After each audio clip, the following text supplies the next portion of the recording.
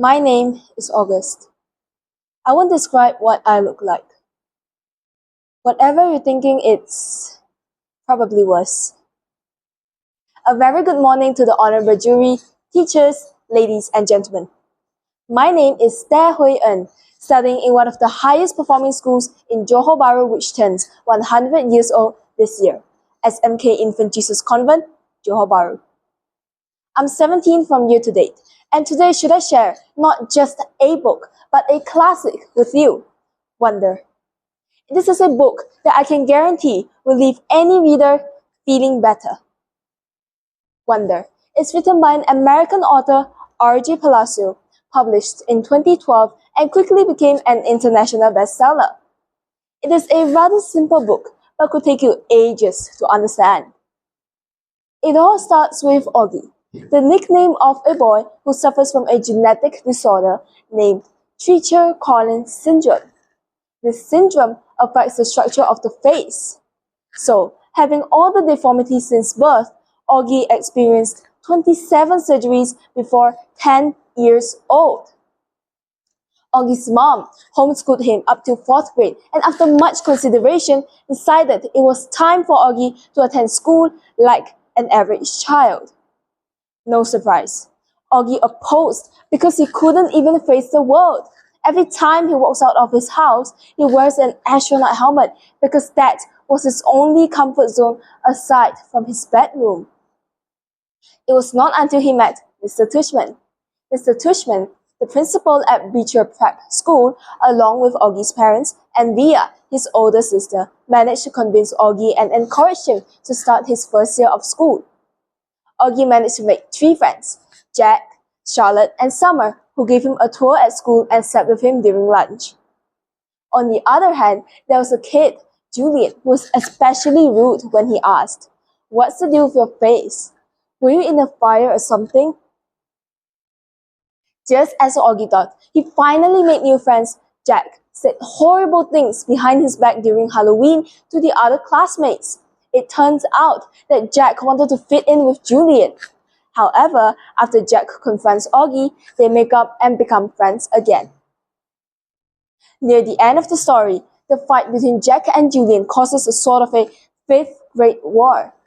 At the beginning, a lot of people were on Julian's side because he is the popular kid who gets everything he wants. However, people stopped being on his side and became neutral because they realized there wasn't any benefit from it. As the narrative winds down, all the 5th graders went on a field trip, and that's where Jack and Augie got into trouble with some 7th graders because they made fun of Augie's appearance again.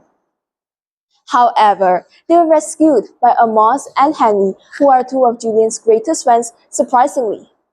They then revealed that they realized that Augie was much cooler than Julian, and they realized that being friends with people who will make you real friends is better than being friends with some mean jerk who only judges people by their appearance.